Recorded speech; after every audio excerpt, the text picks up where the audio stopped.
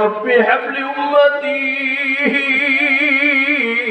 আল্লাহ আমার উম্মতকে বাঁচাও, আমার উম্মতকে বাঁচাও, আমার উম্মতকে বাঁচাও।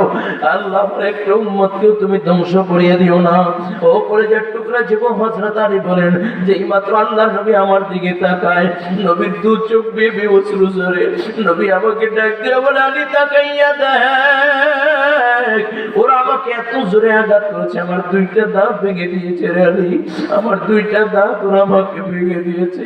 হযরত আলী বলে, একটু তাকে আদব, আমি তাকাইয়া দেখলাম নবীর পুরো শরীরটা রক্তে রঞ্জিত হয়ে যায়। হযরত আলী বলেন, নবী আমাকে ডাক দিয়ে বলে, আলী তাকাইয়া দেখ, আমার মাথার ভিতরে লোহার আংটা ঢুকে গেছে, ওরে এত জোরে আঘাত করছে, এত যন্ত্রণা আমার করি, আলী পারবানি লোহার আংটাটা বের করে দিতে। হযরত আলী বলেন, আমি নবীকে শক্ত করে উঠাইয়ে বসাইলাম। এমন সময় একজন সাহাবী ডাক দিয়া বলে, আলী তুমি নবীকে শক্ত করে ধরো, আমি লোহার আংটা বের করে দেই। এই বলিয়া সাহাবী যখন কামড় দিয়া টান দেয়, সাহাবীর দুইটা দাঁত ভেঙে যায়। সাহাবী আবার যখন টান দেয়, আরো দুইটা দাঁত ভেঙে যায়। নবীর সাহাবীরা ডাক দিয়া বলে, সাহাবী পাগলামি করো না, আমরা নবীর লোহার আংটা বের করে দেই। সাহাবী বলে, ও নবীর সাহাবীরা, আমার মুখের ভিতরে যতক্ষণ দাঁত থাকবে আমি নবীর লোহার আংটা বের না করা পর্যন্ত থামবো না। এই জন্য জবান দিয়ে বেহুদা পয়সা কথায় না লাগায় বেশি বেশি জিকির করবে, পারবেন না ইনশাআল্লাহ। আমরা তো আড্ডা আর গীবত শিকায়ত করতে বড় পছন্দ করি না, না না, একটা মুমিনের প্রিয় আমল হবে বেশি বেশি জিকির করা, কাসরাতে জিকরুল্লাহ। এই জিকির যখন বান্দা বেশি বেশি করবে, বান্দার সাথে আল্লাহ তাআলার সাথে তত সম্পর্কটা মজবুত হয়ে যাবে। সুবহানাল্লাহ। এই জন্য জিকির করবেন তো ইনশাআল্লাহ, করবেন তো? না জিকির করবেন, জোরে বলেন।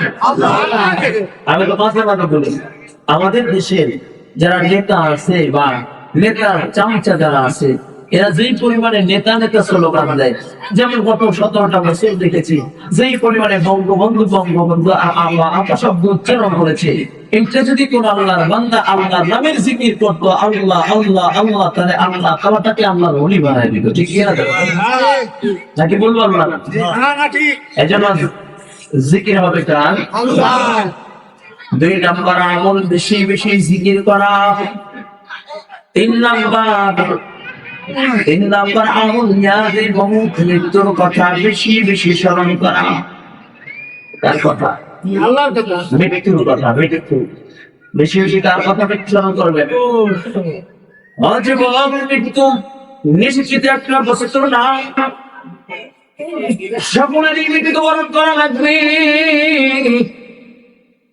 কেউ 1 সেকেন্ড আগেও মৃত্যুবরণ করবে না, কেউ 1 সেকেন্ড পরেও মৃত্যুবরণ করবে না। সকলেরই নির্দিষ্ট টাইমে নির্দিষ্ট সময় মৃত্যুবরণ করা লাগবে। মরণ থেকে যেথায় বাধা, মরণ তোমায় লইবে গিরি, সুদূর আকাশ পানে পালাও সেথায় না যায় সিঁড়ি। মৃত্যু নিশ্চিত এক বছর না, সকলেরই মৃত্যুবরণ করা লাগবে। নির্দিষ্ট সময় যার যখন ডাক চলে আসবে, ওই নির্দিষ্ট টাইমে সকলেরই মৃত্যুবরণ করা লাগবে। ইদা জা আজালুহুম লা ইস্তাখিরুনা সাআতান ওয়ালা ইস্তাকদিমুন। সুবহানাল্লাহ। রব বলেন, নির্দিষ্ট টাইমে সকলেরই মৃত্যুবরণ করা লাগবে। কেউ 1 সেকেন্ড আগেও মৃত্যুবরণ করবে না, কেউ 1 সেকেন্ড পরেও মৃত্যুবরণ করা লাগবে না। মৃত্যুবরণ করছে সবাই, যার যখন টাইম হয়ে যাবে, 1 সেকেন্ড বেশিও কাউকে সময় দেওয়া হবে না, 1 সেকেন্ড আগেও কাউকে নেওয়া হবে না। নির্দিষ্ট টাইমে সকলেরই মৃত্যুবরণ করা লাগবে। ঠিক কিনা বাবা? আচ্ছা, মৃত্যুবরণ করা লাগবে না এমন কেউ এখানে আসেনি? যেটা আমি বলবো না, সবারই মারা লাগবে, কিন্তু কখন মারা লাগবে সেটা কে জানেন? যারা বলেন আরো জোরে, তবে নির্দিষ্ট টাইমেই মারা। আশার সিরিয়াল আছে, মা বাবার মাধ্যম হয়ে আমি দুনিয়া আসলাম, কিন্তু চাওয়ার সিরিয়াল নেই। এমন অনেক নজির আছে, বাবার কাঁধের উপরে সন্তানের লাশ, মায়ের কোলের ভিতরে মেয়ের লাশ। ঠিক কিনা দাদা বল, নাকি বলবো না? এই জন্য 3 নাম্বার আমল, বেশি বেশি মৃত্যুর কথা স্মরণ করা। যখন বান্দা বেশি বেশি মৃত্যুর কথা স্মরণ করবে, তখন ও বান্দা আর গুনাহ করতে পারবে না, আল্লাহ তাআলার নাফরমানি কাজের ভিতরে লিপ্ত হতে পারবে না। ঠিক কিনা যারা বলেন? এই জন্য কলেজার টুকরা জবান, আমি সঙ্গে আয়াতে কারিমা তেলাওয়াত করেছি। এই প্রসঙ্গে কয়েকটি কথা বলবো। আল্লাহ তাআলা ইখলাসের সাথে আমি নারায়ণ অজন্মকে বলান, আমরা যারা উপস্থিত হয়েছি, আল্লাহ তাআলা দিনের জান থেকে আমলের নিয়তে শোনার তৌফিক দান করুন। আমিন আমিন। আর জোরে বলুন আমিন আমিন। আল্লাহ পাক রব্বুল আলামিন বলেন, ইয়া আইয়ুহাল্লাযীনা আমানু তাকুল্লাহা হাক্কা তুকাতিহি ওয়া লা তামুতুন্না ইল্লা ওয়া আনতুম মুসলিমুন।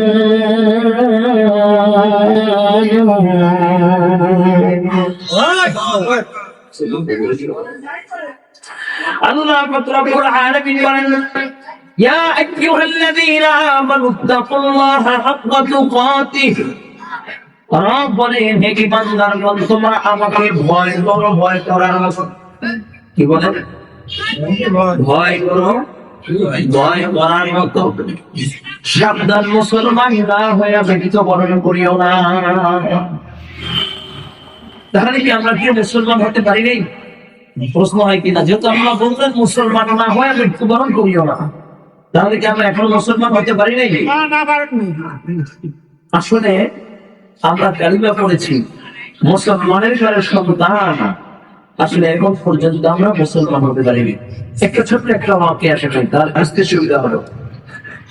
দারুল দাওবান মাদ্রাসার পাশে, দিল্লি শাহী মসজিদের পাশে একটা মাদ্রাসা আছে। ওই মাদ্রাসা এক বুক বিছিয়ে খুব বুজুর্গ মানুষ, উনি যখন রাস্তায় চলতেন চেহারা ভেঙে চলতেন, চেহারা মাথায় পাগড়ি থাকতো, মুখে হাঁটা থাকতো। সকালবেলা হোটেলে দোকানে নাস্তাটা করতেন, যখন নাস্তা করতেন হোটেলের যিনি ম্যানেজার, যিনি মালিক, সে তাকে দেখে ফেলল। তো দেখার পরে চেহারা ভিতরে কিন্তু আল্লাহওয়ালা, তারা তাদের চেহারার ভিতরে ছাপ আছে, বোঝা যায় এই লোকটা আল্লাহওয়ালা। ঠিক কিনা? বোঝা যায় এই ব্যক্তিটা ভালো মানুষ। ভালো মানুষ যে সেটাও তার চেহারার উপরে ফুটে ওঠে, খারাপ মানুষ যে সেটাও তার চেহারার উপরে ফুটে ওঠে। ঠিক কিনা?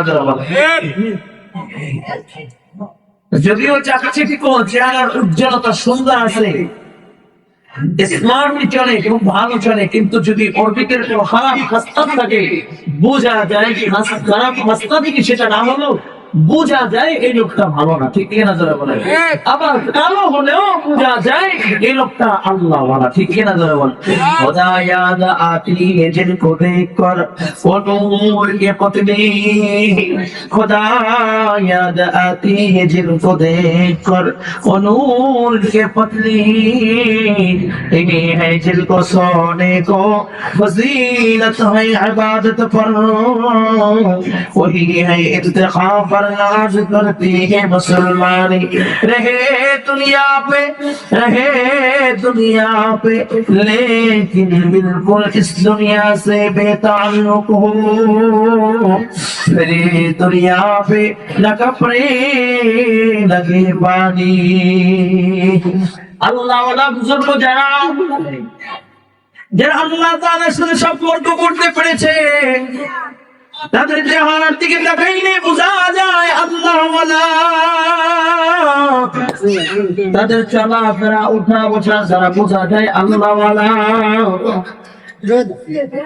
ও বাবা, এই জমিনের ভিতরে অনেক বুজুর্গ আছে যারা জমিনের ভিতরে চলাফেরা করে, জমিনের ভিতরে থাকে, কিন্তু জমিনের এই জানদিকে তাদেরকে স্পর্শ করতে পারে না।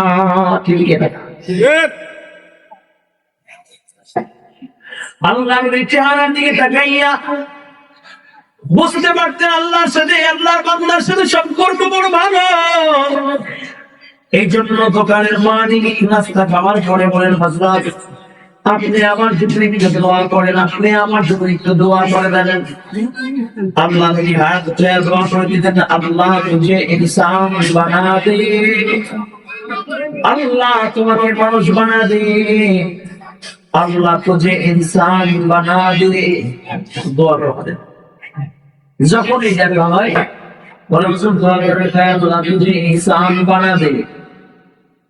আবার দেখা আল্লাহ তুঝে ইনসান বানা দে। যখন এই দোয়া করে শুধু একই দোয়া, এক ব্যক্তি কানের মালিক ডাক দেয়া বলে, হযরত আপনার কাছে দোয়া চাইনি, আপনি শুধু বলেন আল্লাহ তুঝে ইনসান বানা দে, আল্লাহ তুঝে ইনসান বানা দে, আল্লাহ তুঝে ইনসান বানা দে। আল্লাহ তোমাকে মানুষ বানাবে। তার মানে কি হযরত আমি কি মানুষ না? আমার হাত আছে, আমার পা আছে, আমার চোখ আছে, আমার কান আছে, আমার নাক আছে, আমি কথা বলতে পারি, আমি কি মানুষ না? আল্লাহ নবীর জবাব তার জবান দিয়ে দেন নাই।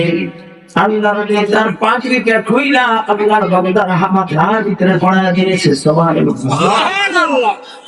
আল্লাহর বান্দা কিনা লাঠি নিয়ে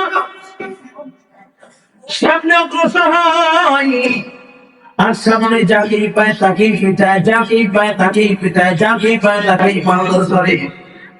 আল্লাহকে হাতটা দুইটা বলে, ও মিয়া, আমি কি তোমাকে কাউকে মারার জন্য বলি নাই, বা কাউকে মারার অনুমতিও দিই নাই, তুমি কেন আল্লাহর বান্দা গুলোকে মারতেছো, পিটাচ্ছ? আল্লাহর বান্দার মাথার উপর থেকে পাগড়ি সরিয়ে নিলেন, ডাক দিয়া বলে, আল্লাহর নবী, আপনি যেই মাত্র আমাকে ফাঁসি বানায় দিলেন, আমি তাকায় দেখি যাই আমার সামনে আসে, কাউকে বানরের মতো দেখা যায়, কাউকে শোকারের মতো দেখা যায়, কাউকে কুকুরের মতো দেখা যায়। এই জন্য আমি ইচ্ছাকৃত ভাবে কাউকে মানি না। এই আকৃতি অবস্থায় দেখি কার বাটলা ফেলি, আমি তাদেরকে দাওয়া দিই, তাদেরকে পিটান দেই। আল্লাহ রইলাক দিয়া বলে, আল্লাহর বান্দা, এটা তুমি যখন তুমি তোমার মাথার উপর যখন আমি পাগড়ি পরা দিলাম, তুমি আর মানুষটাকে দেখো না, মানুষের গুণাটাকে দেখা ফেলছো। যার ভিতরে হারাম খাওয়ার, যার ভিতরে হারাম খাওয়ার সিফাত আছে, যারা হারাম খায় তাকে কুকুরের শোকার দেখা যায়, সে ঘুষ খায়, ঘুষ খায়, তাকে শোকারের মতো দেখা যায়। যাদের ভিতরে হিংস্র ভাব আছে তাদেরকে এরকম বানার মতো, সাপের মতো দেখা যায়। এই জন্য তুমি গুনাহ করে দেখা তুমি তাদেরকে পিটাইতেছো। আর তুমি যখন আমার কাছে দোয়া চাইতা, আমিও তোমার গুনাহ করে দেখা ফেলতাম। এই জন্যই বারবার দোয়া করতাম, আল্লাহ तुझे इंसान बना दे। सुभान তাদের যুবক ভাইরা আমার আল্লাহ তাআলা বলেন, ইয়া আইয়ুহাল্লাযীনা আমানু তাকুল্লাহ, ইয়া আইয়ুহাল্লাযীনা আমানু তাকুল্লাহা হাক্কা তুকাতিহি ওয়া লা তামুতুন্না ইল্লা ওয়া আনতুম মুসলিমুন। সমাধান চাও যদি জীবনে মরণে, ফিরে যাও খুঁজে নাও, চোখ রাখো কোরআনে। ঠিক কিনা? কোরআনকে আপন বানাবো, কোরআন দিয়ে রাষ্ট্র পরিচালনা হোক, আল্লাহ কোরআনের শাসন ব্যবস্থা জমিনে কায়েম হোক। কে কে চাই নারে তাকবীর, আমাদের নারে তাকবীর। আল্লাহ সকলকে দ্বীনের জন্য কবুল করেন। আরো জোরে বলুন আমিন, আরো জোরে বলুন আমিন। কোরআনের জন্য যদি ডাক এসে যায়, ইনশাআল্লাহ যেমনি ভাবে 5 আগস্ট স্বৈরাচার মুক্ত হয়েছি, নারে তাকবীর আওয়াজে দল মত নির্বিশেষে ছাত্র জনতার গণঅভ্যুত্থানের মাধ্যমে যেমনি ভাবে আমরা স্বৈরাচার মুক্ত হয়েছি, আবার যদি ডাক এসে যায় আল্লাহর জমিনে আল্লাহর দ্বীনকে প্রতিষ্ঠা করার জন্য, ওই সময় বুকের তাজা রক্ত দেওয়ার জন্য কে কে তৈরি আছে? দাঁড়াইয়া আমার মালিককে দেখা দাও। নারে তাকবীর, নারে তাকবীর। লড়াইয়ের ওই ময়দানেতে জিতে তোমাকেই হবে, প্রয়োজনে সব রক্তটুকু জমিনে ঢেলে দিবে। লড়াইয়ের ওই ময়দানেতে জিতে তোমাকেই হবে, প্রয়োজনে সব রক্তটুকু জমিনে ঢেলে দিবে। তবুও তোমায় লড়তেই হবে, মানিবে না পরাজয়। তবুও তোমায় লড়তেই হবে, মানিবে না পরাজয়। বিপ্লব মানে জীবন দেয়া বসে থাকা নয়, সে কোনদিন আসবে না, করো যদি ভয়। বিপ্লব মানে জীবন দেয়া বসে থাকা নয়, সে কোনদিন আসবে না, করো যদি ভয়। আসবে বিজয়ের রক্ত, আর জীবনের বিনিময়, ঠিক কিনা? আসবে বিজয় রক্ত আর জীবনের বিনিময়। বিপ্লব মানে জীবন দেয়া বসে থাকা নয়, সে কোনদিন আসবে নারী করো যদি ভয়। কোথা থেকে কোন বিন্দেশে শকুন আমার দেশে এসে সেবার নামে বসলো জোরে মির্জাফরের বেশে। কোথা থেকে কোন বিন্দেশে শকুন আমার দেশে এসে সেবার নামে বসলো জোরে মির্জাফরের বেশে। ওদের করতে নাস্তা নাবুদ হতে হবে নির্ভয়, ওদের করতে নাস্তা নাবুদ হতে হবে নির্ভয়। বিপ্লব মানে জীবন দেয়া বসে থাকা নয়, সে কোনদিন আসবে না রে করো যদি ভয়। বিপ্লব মানে জীবন দেয়া বসে থাকা নয়, সে কোনদিন আসবে না রে করো যদি ভয়, ঠিক কিনা? ওপরে যে টোকরা যুবক একটু দিলের কানটা লাগায় দাও বাবা। এই দুনিয়া আল্লাহ পাক রব্বুল আলামিন চিরস্থায়ী থাকার জন্য পাঠান নাই। আল্লাহ পাক রব্বুল আলামিন এই দুনিয়া আল্লাহ পাক রব্বুল সংক্ষিপ্ত একটা জীবন দিয়ে সংক্ষিপ্ত একটা হায়াত দিয়ে পাঠাইছেন। পয়গম্বর আরবি বলেন এই হায়াত তোমার দৌড়াত দিয়ে আল্লাহ তাআলা দুনিয়া পাঠাইলেন অনাত্মক জীবন যাপন করার জন্য নয়, ব্যবসা বেহুদা কথা বলার জন্য নয়, দুনিয়া কামাই করার জন্য নয়। নবী আমার বলেন দুনিয়া মাসরাতুল আখিরাহ, দুনিয়াতে আল্লাহ তাআলা পাঠাইছেন আখিরাত কামাই করার জন্য। ও কলেজের টুকরা জবাব এরে মুরব্বি বাবা জিরা আমার দিলের কানটা একটু লাগা দাও। মায়া রাব্বি রাহমাতাল লিল আলামিন নবী মুহাম্মদুর রাসূলুল্লাহ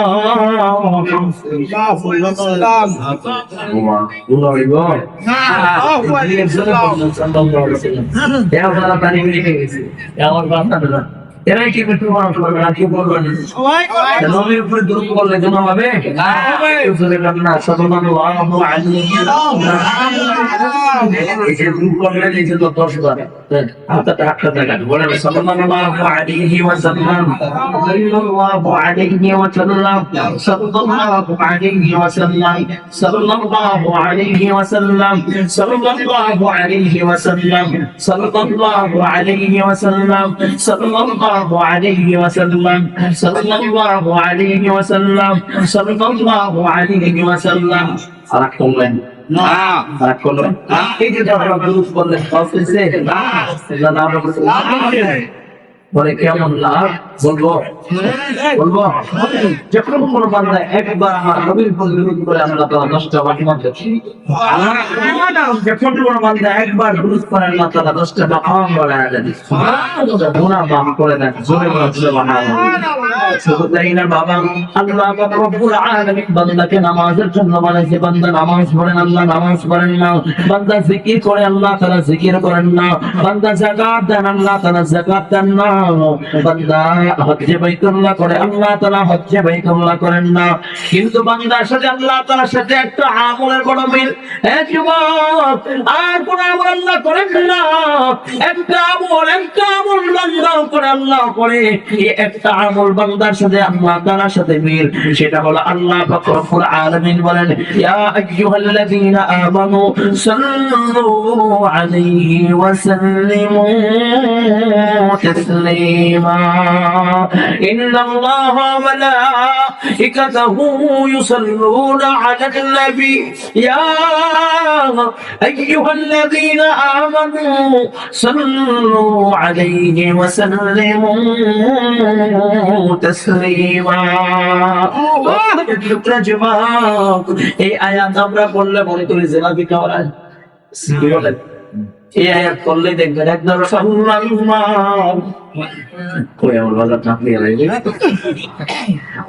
এটা শুধু জিলাপি খাওয়ার আয়াত লাগে। আয়াতের হাকিকত আর মর্যাদা যদি বান্দা বুঝতো, সব সময় বান্দা আমার নবীর দুরূদ পড়তে সুবহানাল্লাহ। আল্লাহ তাআলা বলেন এই আয়াতে কারিমার ভিতরে আল্লাহ পাক রব্বুল আলামিন বলেন ফেরেশতাদেরকে আল্লাহ তাআলা আদেশ করেন তোমরা আমার নবীর উপরে দুরূদ পড়বা। আল্লাহ বলেন আমি আমার নবীর উপরে দুরূদ পড়ি। ফেরেশতাদেরকে আল্লাহ বলেন তোমরা আমার নবীর উপরে দুরূদ পড়বা। আল্লাহ তাআলা বলেন হে ঈমানদারগণ তোমরা আমার নবীর উপরে দুরূদ পড়বা। তার মানে আমার নবীর উপরে আসলে আল্লাহ দুরূদ পড়েন, ফেরেশতারাও দুরূদ পড়েন। বান্দাদেরকে আল্লাহ বলেছেন দুরূদ পড়ার জন্য। বলুন সুবহানাল্লাহ। এই আমল বান্দার সাথে আর আল্লাহ তাআলার সাথে মিলে যায়। বলুন সুবহানাল্লাহ। পড়বেন ইনশাআল্লাহ, পড়বেন তো ইনশাআল্লাহ। সেখানে অভাবে আছেন কে? অভাব, ঋণগ্রস্ত, সবাই টেনশন, বা মিথ্যা মামলা মাথার উপরে ঘুরতেছে এমন কি কি আছে? টেনশন নাই কে কে আছে? অনেকে নাই, মাশাআল্লাহ। আল্লাহ জানে বলার নাই, বলবো একটা আমল বলবো যারা অভাবে আছেন তাদের জন্য, যারা ঋণগ্রস্ত আছেন তাদের জন্য, যারা প্রেশারিতে আছেন তাদের জন্য এই আমলটা শুনবেন। কার কার লাগবে আমল? বাচ্চারা অনেকের লাগবে, তাহলে বলবো বলবো নিবেন এই আমলটা, তাহলে শুধু দিলের কানটা লাগায় দেন।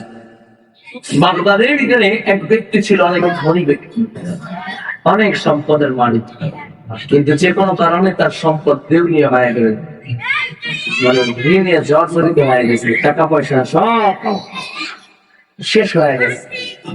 আমরা এখন আছি না অনেকে ঋণগ্রস্ত, অভাবে আছে, সম্পদ দেওয়ার মালিককে আরো যারা বলেন সম্পদ দেওয়ার মালিক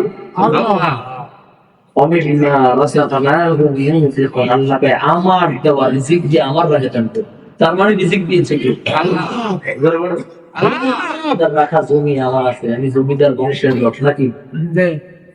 কি বলেন, এটা না দিয়েছে কে? আমার কেড়ে নিতে পারেন কি? সকালবেলা ধনীরে তুই ফকির সন্ধ্যাবেলা, নবীর এবার ভাঙে ওবার করে, এই তো নদীর খেলা। সকালবেলা ধনীরে তুই ফকির সন্ধ্যাবেলা। সম্পদ দেওয়ার মালিক হইল আল্লাহ, আপনার সম্পদ কেড়ে নেওয়ার মালিক কে? আল্লাহ। আল্লাহ সম্পদ দিয়েও পরীক্ষা করে, সম্পদ কেড়ে নিয়েও পরীক্ষা করেন, ঠিক কেনা যারা বলেন। অযুবক বালকের বলছেন, বাপদাদের এক ব্যক্তি অনেক সম্পদের মালিক, অনেক দৌলতের মালিক, হঠাৎ করে আল্লাহর বান্দা দেউলিয়া হয়ে গেলেন, অভাবের ভিতরে পড়ে গেলেন, সম্পদ আল্লাহ তাআলা বিনাশ করে দিলেন। দেখেন করোনা যখন আসলো, হতাশার ভিতরে পড়ে গেলেন, অনেক ব্যবসায়ী পথের ফকির হয়ে গেছে। আবার করোনা পুঁজি করে অনেক অসৎ ব্যবসায়ী কোটি কোটি টাকার মালিক বনে গেছে, তাদের চরিত্র বেরিং করে দিয়েছে, ঠিক কেনা যারা বলেন। যেমন ডক্টর সাবরিনা, আর উদাহরণ দিব আর অনেক আছে, চরিত্র পর্যন্ত নষ্ট করে ফেলছে। আল্লাহ তাআলা করোনার মতো এক মহামারী দিয়ে বান্দাকে পরীক্ষা করলেন, ওই পূর্বের আমরা জয় করেছি,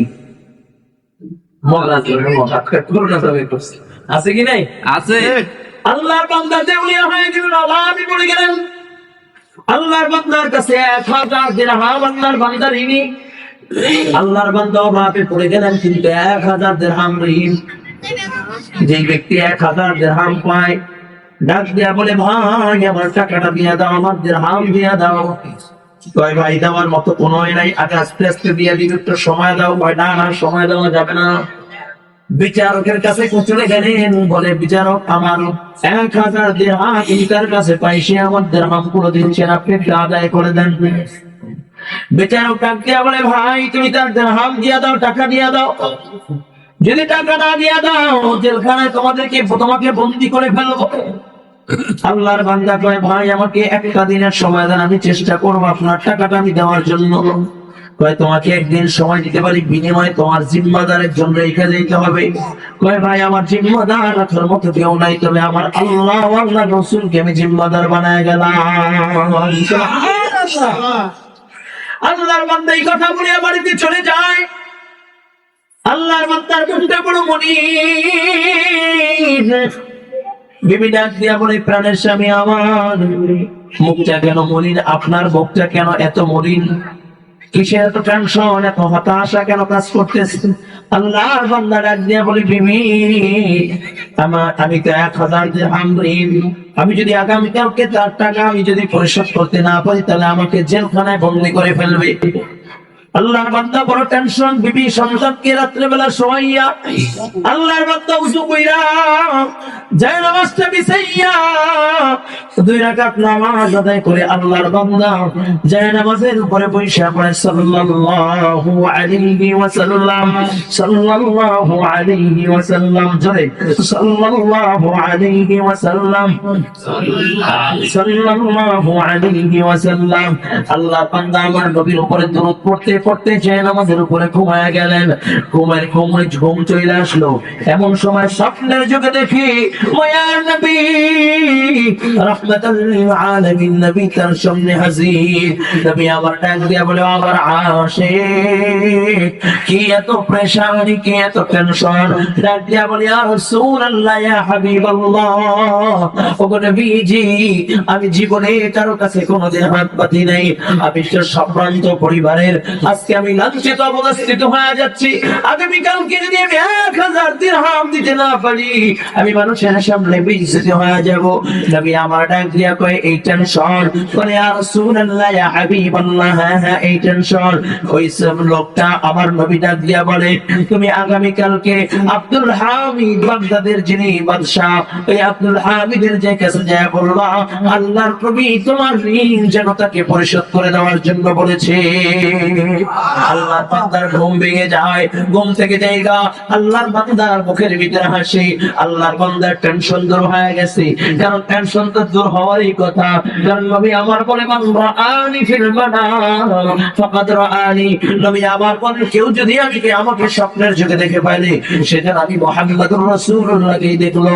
কারণ কোন শয়তান আমার আকৃতি, আমার সুরাত ধরতে পারে না। সুবহানাল্লাহ। আল্লাহর বান্দা ফজরের নামাজ পড়ে রাত দরবারে হাজির। বাদশার দরবারে যায়, ডাক দিয়া বলে, বাদশাহ, ও বাদশাহ, আপনার সাথে আমার কিছু কথা আছে। বলে, না না, এখন কথা শোনা যাবে না, আমি রাজকীয় কাজে বের হচ্ছে। আপনার সাথে আমার জরুরি কথা আছে। কয়ে, পরে আইসো, তোমার সাথে পরে কথা বলবো। কয়ে, বাদশাহ ডাক দিয়া বলে, এখন আর কথা শোনা যাবে না। আল্লাহর বান্দা ডাক দিয়া বলে, বাদশাহ, পরে আসার সুযোগ নাই। আমি আপনার কাছে ইচ্ছা কিন্তু আসি নাই, নিজে একা একা আসি নাই, আপনার কাছে আমাকে পাঠানো হয়েছে। বাদশাহ বলে, কে পাঠাইছে? বলে, দুনিয়ার কোন সাধারণ মানুষ নয়, আল্লাহর নবী রাহমাতাল লিল আলামিন নবী আপনার কাছে আমাকে পাঠাইছে। আচ্ছা, আশ্চর্য হয়ে গেছে।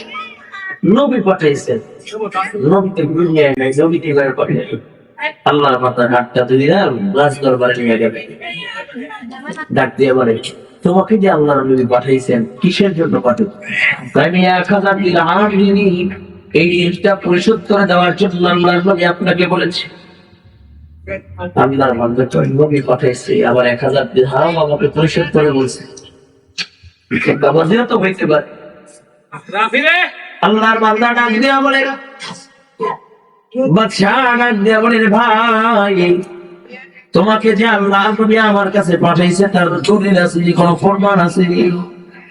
বাদশাহকে ডাক দিয়া বলে, হ্যাঁ হ্যাঁ, আল্লাহ নবী আমাকে যে আপনার কাছে পাঠাইছে, তার দলিল আছে।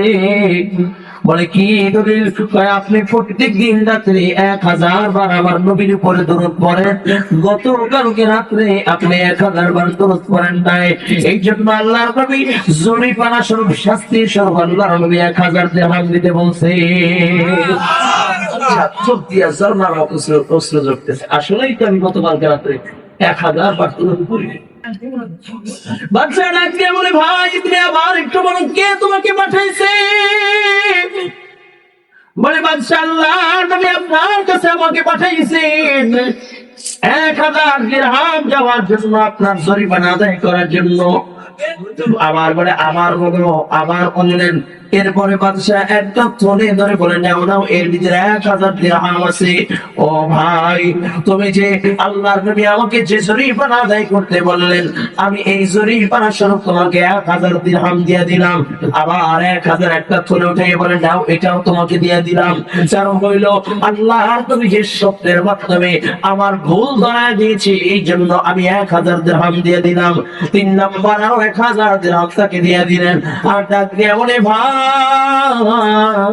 এরে ভাই, তুমি যে সাচ্চা স্বপ্ন আমার কাছে তুমি পৌঁছাইলা, এই জন্য খুশি হইয়া আরো 1000 দিরহাম দিয়ে দিলাম। ঋণে ছিল কত? জোরে বলেন, পাইলো কত? জোরে বলেন। আল্লাহর বান্দা বিচারকের কাছে চলে গেলেন, বিচারক দেখার মাত্রই তাকে রেখে দাঁড়ায় গেলেন। আল্লাহর বান্দাকে বসাইয়া ডাক দিয়া বলে, ভাই আমি অপরাধ করেছি, তোমার সাথে বেয়াদবি করেছি। এরে ভাই, তোমার আর দিরহাম দেওয়ার দরকার নাই, দিরহাম তালাশের যাওয়ার দরকার নাই। তুমি কালকে যাওয়ার পরে আমি যখন রাত্রবেলা ঘুমায় গেলাম, ঘুমের ঘরে স্বপ্নের যুগে দেখি মায়ার নবী আমার স্বপ্নে হাজির। আল্লাহর নবী বলেছে আমি যেন তোমার ঋণ পরিশোধ করে দে। আল্লাহর বান্দাকে ডাক দিয়া কয়, ভাই তোমাকে এই নাও 1000 দিরহাম দিলাম, আর তোমার কারণে যে আমি আল্লাহর নবীকে স্বপ্নে দেখলাম, এই জন্য খুশি হইয়া আর 1000 দিরহাম আমি তোমাকে দিয়ে দিলাম। আল্লাহর বান্দা বড় খুশি হইয়া পাওনাদারের বাড়িতে চলে যায়, ডাক দিয়া বলে, ভাই নেন এই তোমার দিরহাম। আল্লাহর বান্দা ডাক দিয়া বলে, ভাই দিরহাম লাগবো না, তুমি যখন কালকে চলে গেলাম, আমি যখন রাত্রবেলা ঘুমিয়ে গেলাম, ঘুমের ঘরে স্বপ্নের যুগে আমার নবী বলেছে আমি যেন তোমার কাছ থেকে পাওনা টাকা আমি যেন না নেই। ও ভাই, তোমার কারণে যে আল্লাহর নবীকে আমি স্বপ্নে দেখলাম, এই জন্য খুশি হইয়া 1000 দিরহাম আমি তোমাকে দিয়ে দিলাম। একটু জোরে বলা যাবে কি আল্লাহু আকবার? ভাই নবী আমার বলে, মান রাআনি ফিল মানাম ফাকাদ রাআনি। নবী আমার বলেন, কেউ যদি আমি নবীকে দেখে ফেলে স্বপ্নের যুগে, সেজন্য আমি মুহাম্মদুর রাসূলুল্লাহকে দেখলো, কারণ কোন দুনিয়ার কোন শয়তান আমি নবীর আকৃতি ধরতে পারে না। সুবহানাল্লাহ। এই যুবক ভাই, আজ থেকে আমল করবে, রাত্রিবেলা ঘুমাইবার সময় আমার নবীর উপরে দরুদ করো, দেখবে একদিন নবীও তোমার স্বপ্নে হাজির হয়ে যাবে। আর একটা বার যদি আমার নবীকে দেখা ফেলাও, আমার নবীকে যদি দুই নয়নে যদি স্বপ্নের চেয়ে দেখা ফেলাও, নবী আমার বলেন, কেউ যদি আমার সাথে স্বপ্নে মুলাকাত করে, কালকে আমাদের ময়দানে আমি নবী তাকে না নিয়া আল্লাহর জান্নাতে যাইব না। ও কলিজার যুবক, এই দুনিয়ায় কেউ চিরস্থায়ী থাকতে পারে না, কেউ থাকতে পারবেও না। অনেকে আছে ঋণ, অনেকে আছে অভাবে, আজ থেকে একটু আগুন চালাইয়া দাও। রাত্রবেলা 102 রাকাত নামাজ পড়ে কয়েকবার আবার নবীর উপরে দরুদ পড়ো, 41 দিন একটু এভাবে আমল করো, দেখবা আল্লাহ তাআলা অভাব দূর করিয়া দিবেন, আল্লাহ তাআলা পেরেশানি দূর করিয়া দিবেন, আল্লাহ পাক রব্বুল আলামিন দিন মুক্ত করিয়া দিবেন ইনশাআল্লাহ। ও কলিজার টুকরা যুবক, একটু দিনের কানটা লাগা দাও। নবী আবার বলেন, দুনিয়া মাজরাতুল আখিরা, দুনিয়া হলো আখিরাত কামাই করার জায়গা। ও যুবক, আল্লাহ পাক রব্বুল আলামিন বলেন, এই দুনিয়ায় কেউ চিরস্থায়ী থাকতে পারো না, কেউ থাকতে পারবে না। সবার এই দুনিয়ার মায়া ছুঁয়ে চেনা যাওয়া লাগবে। মিনহা খালাকনাকুম ওয়া ফিহা নুঈদুকুম ওয়া মিনহা নুখরিজুকুম তারাতান উখরা। ও কলিজার টুকরা যুবক, এই মাটি দিয়ে তোমাকে সৃষ্টি করা হলো, আবার এই মাটির ভিতরেই তোমাকে রাখা হবে, পুনরায় এখান থেকে আমার রব্বে কারীমের সামনে তোমাকে দাঁড়ানো হবে। ঠিক কিনা জোরে বলেন? আজ যুবক, একটু দিলের কানটা লাগা দাও। এই জন্য শুরুতে আয়াতে কারিমা তেলাওয়াত করেছিলাম, যে আল্লাহর জান্নাতে যাইতে চাও, অবশ্যই দুইটা আমল, এক নম্বরে ঈমান, দুই নম্বরে আমল সালেহ যদি করে যাইতে পারো, রব্বানা কানাত লাহুম জান্নাতুল ফিরদাউসি নুজুলা, রব্বানা আমি তাকে জান্নাতুল ফিরদাউসের মালিক বানায় দিব। ও কলিজার টুকরা যুবক, লম্বা চড়া কথা বলার সুযোগ নাই, রাত অনেক বেজে গিয়েছে, অল্প সময়ের ভিতরে দোয়া করে দিব। একটু দিনের কান্না লাগা দাও। দেখো, দুইটা ফুটে চোখের পানি ছেড়ে ছেড়ে কান্না করতে পারো কিনা রে বাবা? একটু তেলের কান্টা লাগা দাও। ও কলিজার টুকরা যুবক, যখন জান্নাতে চলে যাবে, দুনিয়ার থেকে দুইটা জিনিস, এক নম্বরে ঈমান, দুই নম্বরে আমল। এক নম্বরে কি জোরে বলেন? আরো জোরে বলেন। দুই নম্বরে আমলে সালেহ করে যদি দুনিয়ার থেকে বিদায় নিতে পারো, গুনাহ মুক্ত জীবন করে যদি দুনিয়ার থেকে বিদায় নিতে পারো, রব্বে কারীম আল্লাহ তাআলা জান্নাতুল ফিরদাউসের মালিক বানায় দিবে। আল্লাহ তাআলার জান্নাতে যখন চলে যাবে, জান্নাতেরা যখন জান্নাতের নাজ নেয়ামতের ভিতরে বিভোর থাকবে, আনন্দ উল্লাসের ভিতরে থাকবে, এমন সময় আল্লাহ পাক রব্বুল আলামিন বলবে, আসসালামু আলাইকুম ইয়া আবদি। সব জান্নাতের উপর দিকে তাকাইবেন, কাউকে দেখবে না। আল্লাহ পাক রব্বুল আলামিন ডাক দিয়া বলবে, এরে বান্দা, আমি যে নামাজ নিয়ামতের কথা বলেছি, তোমরা কি নামাজ নিয়ামত গুলো পেয়েছো? জান্নাতীরা বলবে, আল্লাহ হ্যাঁ হ্যাঁ পেয়েছি। আর এক শ্রেণীর জান্নাতীরা বলবে, আল্লাহ পাই নাই। আল্লাহ তাআলা বলবে, বান্দা কি পাও নাই? আল্লাহ তাআলা বলবে, বান্দা আমি শরাবের নাহারের কথা বলেছি, পাও নাই। দুধের নাহারের কথা বলেছি, পাও নাই। আমি এই দুনিয়ার 10 দুনিয়ার সমান জান্নাত দেব, পাও নাই। ও বান্দা, আমি জান্নাতে হুর দেব, খালমান দেব, তোমরা কে পাও নাই? জান্নাতীরা বলবে, আল্লাহ পেয়েছি। আল্লাহ বলবে, কি পাও নাই? ডাক দিয়া বলবে, আল্লাহ মদনপুর হাফিজিয়া মাদ্রাসার মাহফিলে গিয়েছিলাম। আল্লাহ ওলামায়ে কেরাম পড়ে বলেছেন, ঈমান আমল মজবুত করে জান্নাতে গেলে তোমার দিদার পাওয়া যাবে। আয় আল্লাহ, এখন পর্যন্ত তোমার দিদার পাই নাই। আয় আল্লাহ, তোমাকে পাওয়ার জন্য টঙ্গীর ময়দানে গিয়েছিলাম। আয় আল্লাহ, তোমাকে পাই নাই। আল্লাহ, তোমাকে পাওয়ার জন্য হুসাইনের মাঠে গিয়েছিলাম, তোমাকে পাই নাই। আল্লাহ, তোমাকে পাওয়ার জন্য চরমনের ময়দানে বিছানা করেছিলাম, তোমাকে পাই নাই। আয় আল্লাহ, তোমার হাবিব বলেছে জান্নাতে আসলে নাকি তোমাকে দেখা যাবে। দুনিয়ায় যেমনি ভাবে পূর্ণিমা চাঁদ দেখা যায়, কোন ধাক্কা ধাক্কি ছাড়া জান্নাতে গেলে নাকি তোমাকে ওইভাবে দেখা যাবে, ধাক্কা ধাক্কি ছাড়া। আয় আল্লাহ, জান্নাত পাইলাম, জান্নাতের নাজ নিয়ামত পাইলাম, এখন পর্যন্ত তোমাকে পাই নাই। আল্লাহ, যে নিয়ামত হয় তো সবচেয়ে বেহতর নিয়ামত দীদারে তো। আয় আল্লাহ, আল্লাহ যত বড় নিয়ামত, সবচেয়ে বড় নিয়ামত হলো তোমার দিদার। আয় আল্লাহ, এখন পর্যন্ত তোমাকে পাই নাই। আয় আল্লাহ, শুনে আমি কিছুই পাই নাই। আল্লাহ পাক রব্বুল আলামিন সাথে সাথে নূরের পর্দা উঠায় ফেলবে। বান্দা যখন এক নজর আমার মালিককে দেখবে, কেন অবস্থায় জমিনের ভিতরে চাষ করিয়া পড়িয়া যাবে। আল্লাহ পাক রব্বুল আলামিন ডাক দিয়া বলবে, বান্দা আমাকে না দেখবা কেন অবস্থায় জমিনের ভিতরে পড়িয়া গেল? বান্দা ডাক দিয়া বলবে, আল্লাহ তোমার নূর এত শক্ত, এই চক্ষু দিয়া পর্দা করতে পারি না। আল্লাহ তাআলা ডাক দিয়া বলবে, বান্দা আমার নূর দুই প্রকার, একটা নূরে জালালি আর একটা নূরে জামালি। এরে বান্দা, আমি নূরে জালালি নিয়ে তোমাদের সামনে প্রকাশে আসলাম। আমি আল্লাহ দাওয়াত দিলাম, নূরে জামালি নিয়ে আমি আল্লাহ তোমাদের সামনে হাজির হয়ে যাব। ও কলিজার টুকরা যুবক, আল্লাহ পাক রব্বুল আলামিন দাওয়াত দিবেন, মালিক দাওয়াত দিবেন। মালিকের দাওয়াত কবুল করার জন্য কে কে রাজি আছে? আল্লাহু আকবার। আল্লাহ তুমি কবুল করিয়া নাও, আল্লাহ তুমি কবুল করিয়া নাও। হাত দুইটা নামাও, একটু দিলের কানটা লাগায় দাও। মালিক দাওয়াত দিবেন, বিশাল বড় স্টেজ করবেন, বিশাল বড় প্যান্ডেল হবে। স্টেজটা কত বড় হবে? ওই স্টেজের ভিতরে 100 লক্ষ পয়গম্বর উপস্থিত থাকবেন। একটু জোরে বলা যাবে আল্লাহু আকবার। স্টেজের ভিতরে আল্লাহ তাআলা মুক্তির ওই স্টেজের ভিতরে দামি দামি আকর্ষণীয় চেয়ার রাখবেন। আল্লাহ তাআলা বিশাল বড় প্যান্ডেল করবেন। ওই প্যান্ডেলের ভিতরে মুক্তির মেহরাব রাখবেন। সকল জান্নাতের ওই মুতের মেহরাবের উপরে বসবে। আল্লাহ তাআলা মেহমানদেরকে বলবেন শরাবান তোমরা পান করাইবার জন্য। বান্দা শরাবান তোমরা পান করবে। আর স্টেজের ভিতরে আরো দুইটা আকর্ষণীয় চেয়ার থাকবে। একটা হলো সভাপতির চেয়ার, আর একটা হলো প্রধান অতিথির চেয়ার। সভাপতি হইল লা ইলাহা ইল্লাল্লাহ, প্রধান অতিথি হইল মুহাম্মাদুর রাসূলুল্লাহ। ও যখন জান্নাতীরা যখন ওই অনুষ্ঠানে যখন উপস্থিত হয়ে যাবে, আল্লাহ পাক রব্বুল আলামিন দাউদ আলাইহিস সালাতু ওয়াস সালামকে ডাক দিবেন। আল্লাহ তাআলা ডাক দিয়া বলবেন,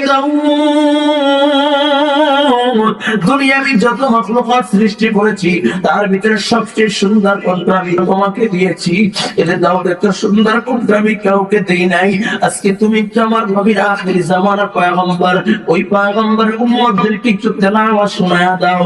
তুমি জাবুর কিতাব তেলাওয়াত করলে আসলের রন্ত পাখিগুলো তোমার তেলাওয়াত শোনার জন্য থামিয়া যাইতো। তুমি জাবুর কিতাব তেলাওয়াত করলে সমুদ্রের মাছ কিনারা এসে তোমার তেলাওয়াত শুনতো। আজকে একটু আমার বন্ধুর উম্মত করে ঠান্ডা করিয়া দাও। যেই মাত্র আল্লাহ দাউদকে তেলাওয়াত করার জন্য বলবেন, দাউদ আলাইহিস সালাতু ওয়াস সালাম পুরো 30 পারা কোরআনের হাফেজ হয়ে যাবে। দাউদ আলাইহিস সালাতু ওয়াস সালাম সূরা তাহা তেলাওয়াত করবেন, এক কণ্ঠ থেকে 80 রকমের আওয়াজ বের হইতে থাকবে। একটু জোরে বলা যাবে কি সুবহানাল্লাহ? আল্লাহ পাক রব্বুল আলামিন বলবেন, দাউদ আমার কোরআনের জন্য তুমি কষ্ট করো নাই, আমার কোরআনের জন্য তাইফের ময়দানে তুমি রক্ত ঝরাও নাই, আমার কোরআনের জন্য উহুদের ময়দানে তুমি গান্দান শহীদ করো নাই। ওটাও তুমি থামাও। আজকে আমার হাবিব, আমার বন্ধু আজকে একটু তেলাওয়াত করবেন।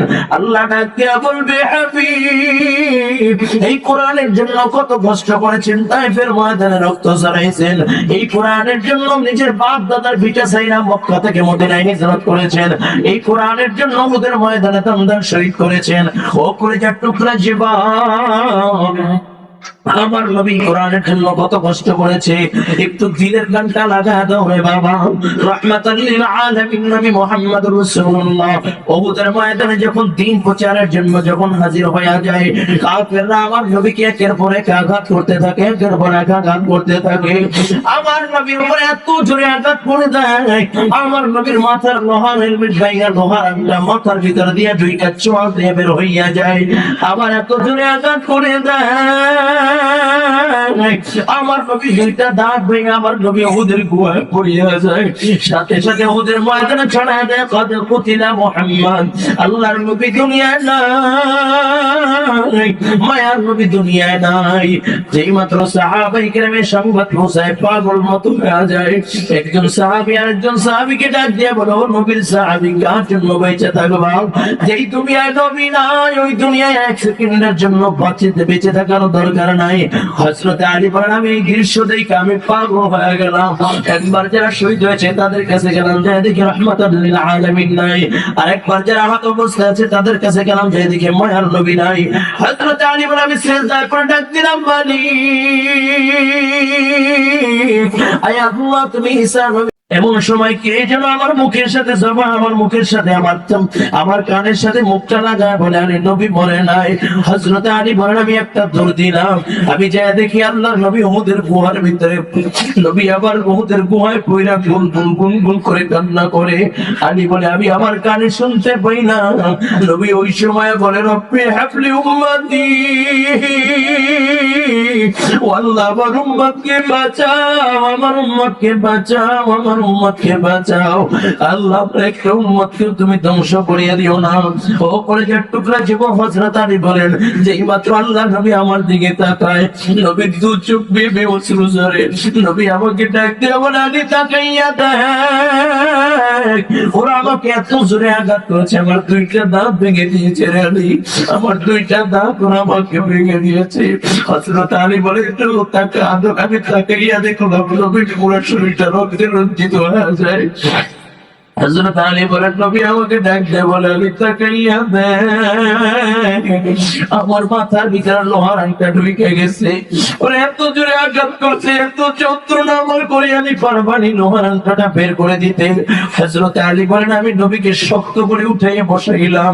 এমন সময় একজন সাহাবী ডাক দিয়ে বলে, আলী তুমি নবীকে শক্ত করে ধরো, আমি লোহার আংটা বের করে দেই। এই বলিয়া সাহাবী যখন কামড় দিয়া টান দেয়, সাহাবীর দুইটা দাঁত ভেঙে যায়। সাহাবী আবার যখন টান দেয়, আরো দুইটা দাঁত ভেঙে যায়। নবীর সাহাবীরা ডাক দিয়ে বলে, সাহাবী পাগলামি করো না, আমরা নবীর লোহার আংটা বের করে দেই। সাহাবী বলে, ও নবীর সাহাবীরা, আমার মুখের ভিতরে যতক্ষণ দাঁত থাকবে আমি নবীর লোহার আংটা বের না করা পর্যন্ত থামবো না। এই বলিয়া বাড়ির দাঁত দিয়ে এত জোরে টান দেয়, মজবুত আলাই লোহার আংটা টান দিয়ে বের করে সাহাবী অজ্ঞান অবস্থায় জমিনের ভিতরে পড়িয়া যায়। নবীর পুরো শরীরটা রক্তে রঞ্জিত হইয়া যায়।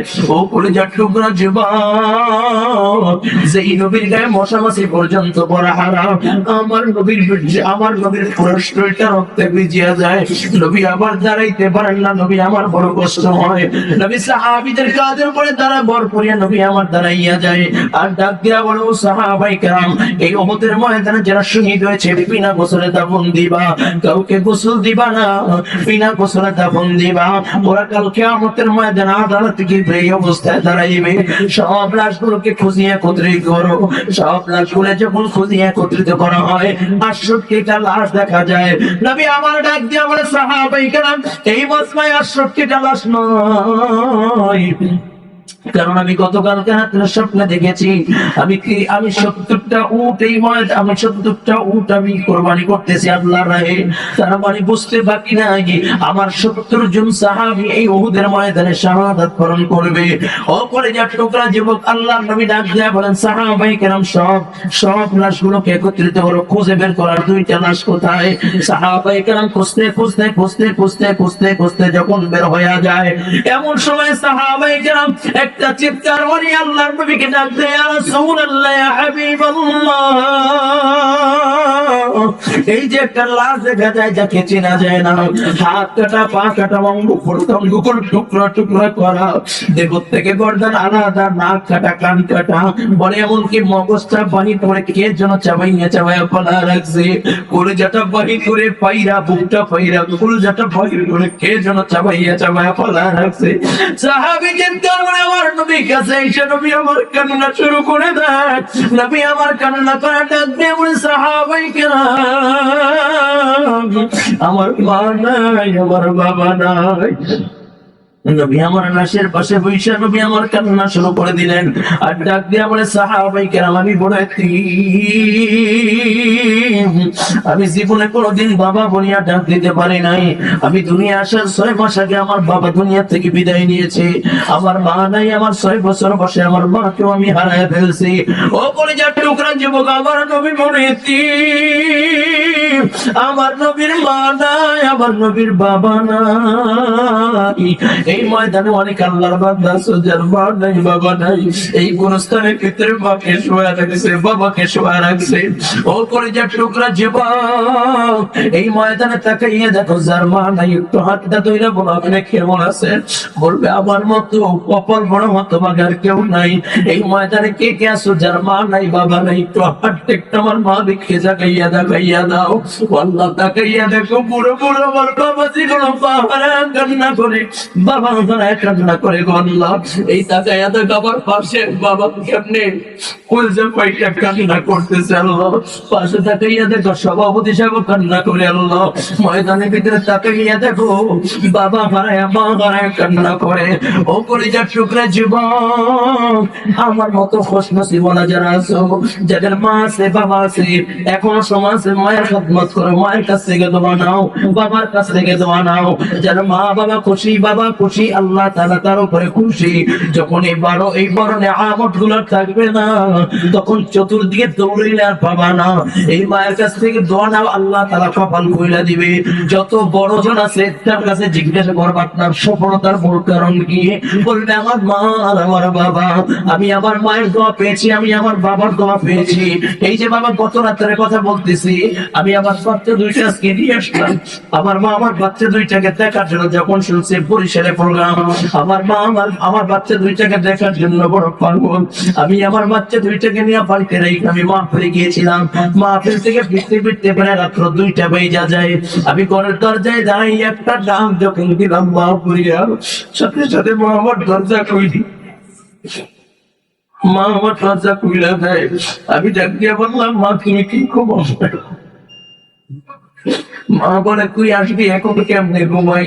আমি তো খানা খেয়ে আসলাম, কিন্তু আমার মা আমার জন্য খানা রেখে দিয়েছে, গরম করে ধুয়ে দিয়েছে। আমি আসবো, আমার মা আমাকে খাওয়া দিবে। ও করে যেন টুকরে যুবক তখন ডাক দিলাম বলি এই নেয়ামত যতদিন আছে কদর করো রে বাবা, এই নেয়ামত যতদিন আছে কদর করো রে বাবা। আল্লাহর নবী বলেন রিজানুন বিবি রিজানু ওয়ালিদাইন, মা বাবার সন্তুষ্টি আল্লাহ তাআলার সন্তুষ্টি, মা বাবা নারাজ আল্লাহ তাআলা নারাজ। আমি আমার নিজ কানে বহু মুনাজাত এমন শুনেছি, আমার মা আমার বাবা আমার নাম দুইটা মুনাজাতে কাঁদছে। আজকে যে আমি মুসলিম আমার নিজের কোনো যোগ্যতা নাই, নিজের কোন যোগ্যতায় বসতে পারি নাই। আমার চেয়ে বড় বড় ওলামায়ে কেরাম, আমার চেয়ে বড় বড় মুহাদ্দিস, বড় বড় মুফতি আছে যারা মানুষের সামনে কথা বলতে পারে না, কিন্তু আমি দেশ বিদেশে আল্লাহ তাআলা দিচ্ছেন একমাত্র মা বাবার দোয়ার বদৌলতে। ও কলেজের টুকরা যুবক, এমন বিবাহ দিন আমার এই ময়দানে যারা মার সাথে আর কোনোদিন খারাপ আচরণ করবা না, বাবার সাথে খারাপ আচরণ করবা না, মা বাবাকে কষ্ট দিবা না, বাবাকে কষ্ট দিবা না, মাকে কষ্ট দিবা না।